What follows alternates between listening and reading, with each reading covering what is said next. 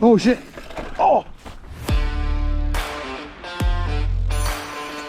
Hello ladies and gentlemen, welcome back to the channel. I know I've been away for quite some time. Today I wanted to take some time to just kind of like clarify what the channel is about, bring you some good content. We're gonna be here for 15 minutes, right? So let's get settled in, let's get comfortable.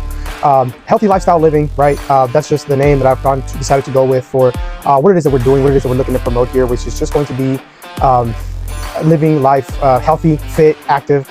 As you guys saw recently in the news, Luigi, that gentleman that went ahead and put a couple bullets into the United Healthcare CEO. A lot of speculation still about. A lot of, if you read some of the information that's being published online, they talk about he had his mother who was going through an illness, and initially it was getting taken care of by United Healthcare, and then the process became increasingly more difficult to get approved. Right, they went from being able to get the doctor to email the insurance company with the claims, with the processes, the reasons why things were going on, to where then they had to be faxed, and then they said that they don't accept fax, so then the letters had to be mailed, and then they weren't receiving the letters in the mail, and so ultimately the files ended up getting declined. The files were not going through to where it would then have to come out of pocket for their family. Right, I don't condone violence, I don't support violence. I'm not saying what he did was right. I'm saying I get it in a moment of passion, a moment of heat. He planned this out methodically, which is again, immoral, wrong, and ethical, whatever you want to call it. This channel does not condone that kind of behavior. But that's saying that he felt so passionate about his cause that he took matters into his own hands. I think there's a manifesto online from him where he talked about he's the CEO. The Second Amendment makes him the CEO of his lifestyle, and he took it upon himself to deliver a message. Right. From what I understand, there was notes on the showcasings, defend, depose, deny, which is crazy, like how seriously to heart he took this, which is kind of like where I'm coming from, only from like the opposite side of the spectrum. I'm not choosing violence. I'm just going to choose to not have to rely on something like the big pharma. Right? I don't want to. If I one day go sick, I wanted to where like I couldn't control it. It was out of my control. It was hereditary. It was genetic, whatever it may have been. But cardiovascular disease can be controlled with a diet, with an active lifestyle, which is what and I don't want to be depending or relying on insurance companies to have to come and take care of me when they're going to find in their margins a way for them to say no to me, my claims, my friends and family, their claims. So that's kind of what this page is about, right?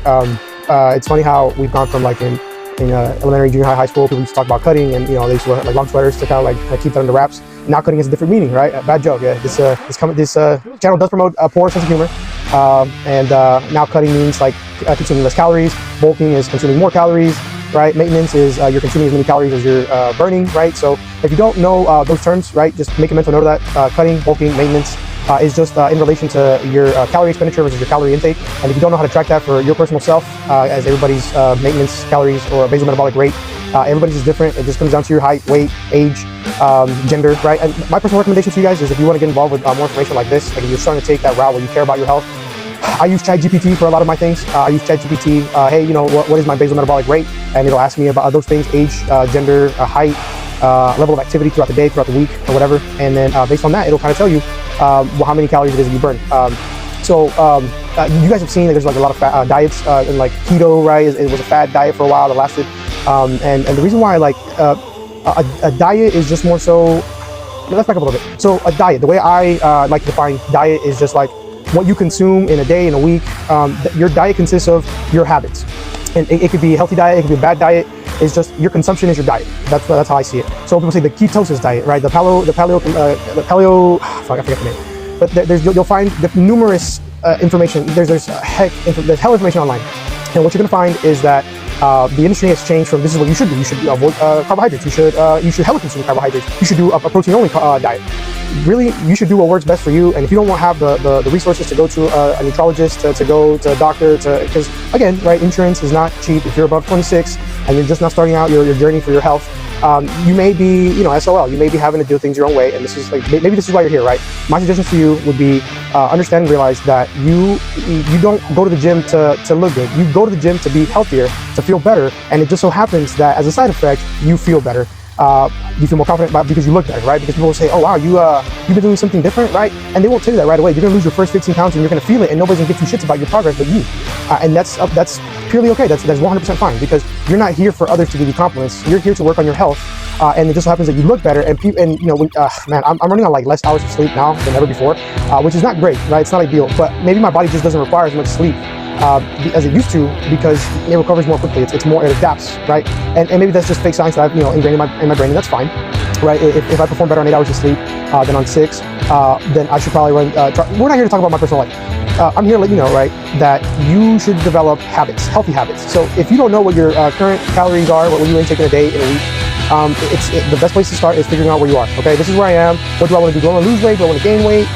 Right, am I okay with where I'm at? Maybe I'm just going to pack on a little bit of muscle. Everything that you are going to do, what you are going to do, comes down to what your goals are, right? If you're trying to get to Detroit, you're not going to take the same route that you're going to take to get to New York, to get to California, to get to Florida, right? So first determine where you are. You're in South Central Texas, right?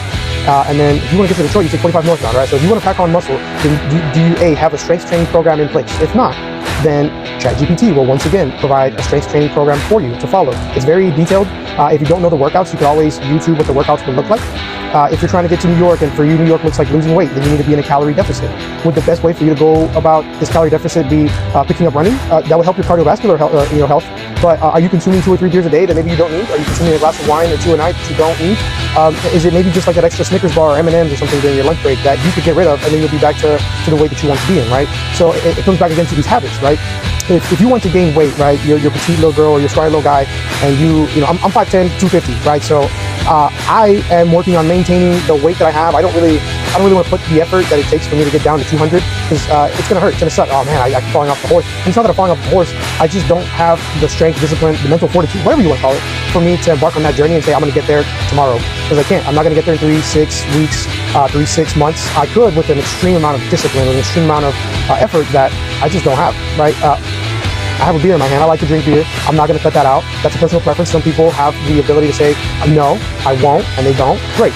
I'm looking to get leaner, right? Which I can maintain the same body weight and get leaner simply by consuming the right things. So my personal journey, my personal goal involves me consuming more protein. I currently have a weekly average of about 135 grams of protein per day, and my body weight is once again 250. And ideally, I want to get down to 220, but we're looking to arrive at that goal in January of 2026. So we're still looking at about a year away, right? So over the year's time, I'm looking to decrease 30 pounds, 36 pounds over 12 months. That's about 3 pounds a month that I would be losing.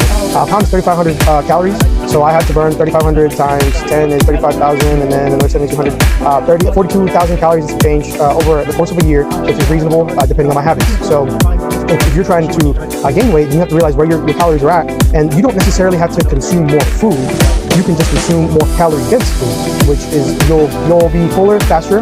If you're eating like a large bowl of salad, you're bulking the wrong way, my friend. Because salad is not very calorie dense, but it takes like a big bowl of salad to get you just as full as, say, like a smaller breakfast sandwich from McDonald's.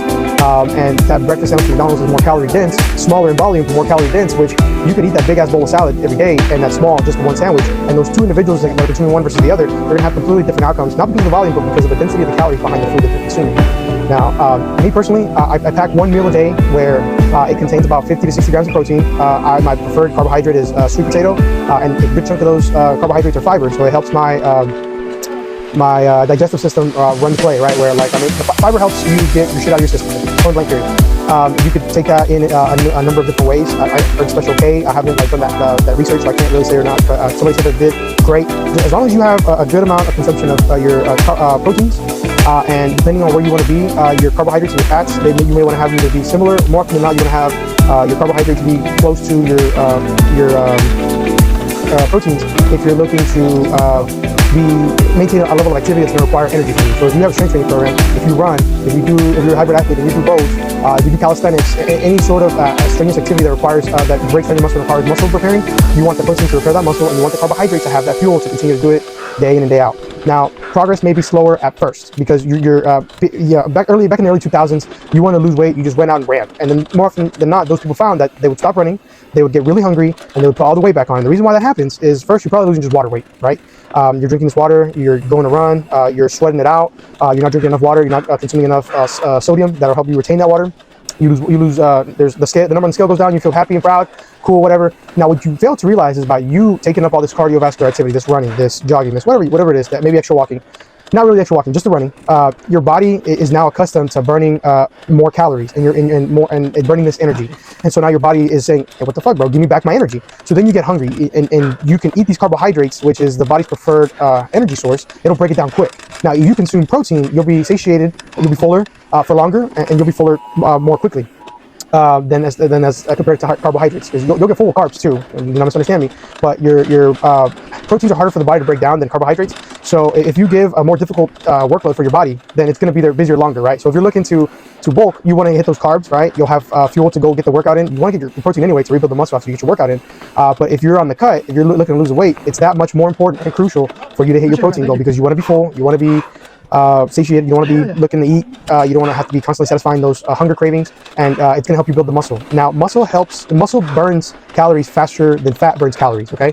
So if you are burning calories faster and you look better at it, right, then wouldn't you just want to continue to do that? Having muscle isn't efficient, right? Having muscle, you burn more calories, so if you don't have the consumption that you need, you will lose that muscle. Which is like, why wouldn't you want to have more muscle? You have more muscle, you have a license to eat, which I love to do. I didn't get to 250 because I hated eating, right? Now with maintenance, a lot of people, if you're okay with maintenance, that's fine, like that's neither here nor there. The reason why I don't consider what I'm doing as maintenance is because I'm getting leaner, so I am getting strong. My weight may not change, but you have to learn to chase metrics outside of the scale, right? You can start measuring your body parts. You can measure your chest, your back, your arms, your legs, whatever you feel most insecure about. If you say, hey, like I just don't like, I have flabby arms, I have like loose skin underneath my breast or my backside, there's ways for you to, like, you could just measure that and only you'll know the change in your body, right? So to recap, right, we've talked about cutting, bulking, and maintenance. We've talked about the route that you want to take in terms of your macronutrients, the proteins, the fats, and the carbohydrates. All depends on what route you're looking to take, right, depending on where your goal is at. And all of these things are going to help you live better, be healthier, and feel more confident, right? I don't know why this stuff isn't taught in school, because at work, I use math daily to calculate the amount of product that I have, how much I'm burning through, how much I need to reorder. But I've never had to use fucking the Pythagorean theorem to figure out, how many pies did I sell yesterday, right? Now I'm also doing like an entry-level job at a retailer. I don't do anything like with the great people of like Tesla or SpaceX or any people that are like doing some real work, right? Like people that are putting fucking us in space and Mars, fucking learning how to launch and catch rockets. I respect that. That might be why I don't need the Pythagorean theorem, but I would argue that this is just as important, because you look at somebody who has a sedentary lifestyle, who sits behind a computer all day trying to crunch numbers, put numbers in a formula, trying to calculate how the fucking arms are gonna catch this rocket. They burn a lot of calories thinking, right? That their brain is doing raw processing power, or maybe they have calculators. I'm not in the field, I don't fucking know. But I know they're behind all day, a desk all day, and when they get hungry, they don't think, what are the macronutrients on this fucking McDonald's double cheeseburger, right? They're just looking to eat something, right? So this, I would say, diet affects each and every single one of us on this planet, right? Beyond the country, right? Whatever they say that you are what you eat, you're quite literally what you eat, right? You eat a whole bunch of carbohydrates and you don't work out and you don't burn them, dude, you're fucking carbohydrates walking around. When I first started my weight loss journey, it was back in 2018. I had a peak weight of 285, no muscle mass at all whatsoever, didn't do any sports growing up. All I had ever done was marching band in high school. So I had some good looking calves, I'm not gonna lie, still do, hey. But outside of that, didn't have very much conditioning, didn't have any amount of muscle. So I think it was about 3 months time, I'd lost 40 pounds from 285 to 240, just doing cardio. And I'd also changed my diet. But that first, because it's easy to do when you're not over-consuming. So I was not only not over-consuming, what I was consuming was working me for my cause, helping me work towards my goals. And I was then also burning calories that I'd already had built up. So it was 3 months in that I then started to take strength training as an alternate approach.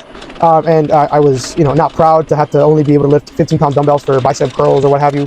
But nobody's good at anything day one, right? Everybody sucks at when they start something new, right? And if you don't, then you're going to reach a skill cap, a ceiling faster than other people, and you're not going to know how to break it unless you come back down to the fundamentals and you figure out how to get better, right? Because if people who win consistently have lost more than they've won. And then initially, you'll lose until you figure out how to win, and then once you figure out how to win, you're gonna continue to get wins because you know the work it takes to get there. If you succeed on accident, it's very hard for you to replicate it because you don't know what it is that you did right, you don't know what you did wrong. It's not until you continue to try again, and you work through the failures until those failures become victories, and you know how to replicate a victory, right? So for me, I was consistent in the gym for about 3 years, and I'd gone down from 285 to 220, and I had a good amount of muscle mass. All I had left was like the fat in my torso, my belly, which I still have to this day. The fat between my legs, my thighs, the inner thighs, and then like little my chi-chis, and then like little back fat on the sides. Still have it to this day, right? But I'm no longer 220. I am now 250. I am stronger than when I was at 220. COVID happened is the reason why I fell off the horse, and then getting back on the horse was very difficult for me personally, because I could not. Motherfuck! I went over time. I could not accept that I had to like humble myself and come back down to the repping out weight that I couldn't rep before, and that was very difficult for me. Anyway, that's my time. Thank you guys for tuning in. I know that the channel went by a little quickly. There's a lot for me to talk about. I hope to catch you guys in the next one. Thanks for everything. Later.